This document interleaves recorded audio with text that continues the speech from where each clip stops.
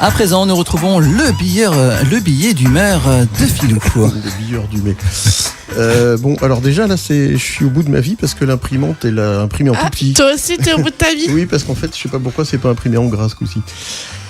Et oui, ben voilà, on va faire avec. Ben voilà autre chose. Qu'est-ce que j'apprends ce matin?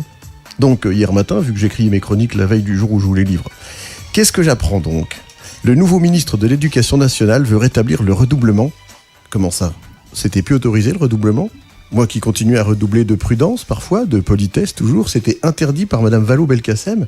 Ben merde alors. Je vivais donc en parfaite illégalité sans le savoir. Ben j'ai eu chaud de ne pas m'être fait caler. Je vous dis pas la peur rétrospective qui m'envahissa en réalisant mon statut de rebelle hors la loi. Bref, quel soulagement donc de pouvoir à nouveau redoubler de classe, d'efforts et de sagesse, etc., etc. Parce que tout petit déjà, enfin à partir de l'âge de 11 ans, je redoublais non pas de toutes les vertus que je vous ai citées plus haut, mais de classe. Avec 3 S, le mot classe, s'il vous plaît. 2 au milieu et 1 au bout. J'ai en effet redoublé plusieurs fois dans ma carrière scolaire. Mais attention, pas de contresens ou d'interprétation erronée. Je n'ai pas triplé ou quadruplé, juste redoublé. Pour approfondir, comme on dit. Encore que ça n'était pas moi particulièrement qui était demandeur d'approfondissement. Moi c'est bon, j'avais tout compris tout de suite. Compris que le système français éducatif de l'époque et moi-même étions en parfaite et totale inadéquation. Mais comme j'étais pas très convaincant pour le corps enseignant, on m'a forcé à creuser mes études. Un peu comme on vous force à manger des épinards. Bref, je n'en suis pourtant pas moins perplexe quant à ce retour sélectif au redoublement, alors même que dans un autre domaine, on va interdire le triplement, qui finalement n'est jamais qu'un redoublement renouvelable. Je veux parler de l'interdiction d'effectuer plus de 3 mandats électoraux.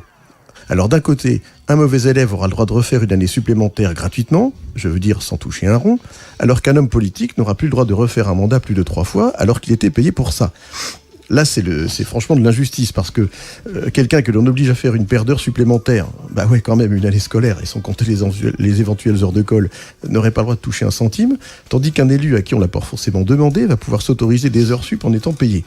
Alors qu'un élève, par exemple, qui redoublerait sa terminale ne coûterait rien à la société, puisque pas payé pendant sa 2e année, et pas indemnisé comme chômeur non plus. Ça va, vous me suivez ? Jusque-là, ça va. Bon, c'est parfait. C'est du grand n'importe quoi, ce système. Parce que du coup, à ce compte-là, et aujourd'hui, au jour d'aujourd'hui, ben, c'est vachement mieux pour un lycéen de quitter le bahut avant le bac et de se faire élire élu, en sachant qu'il aura le droit de doubler 2 fois. Ah bah oui, carrément.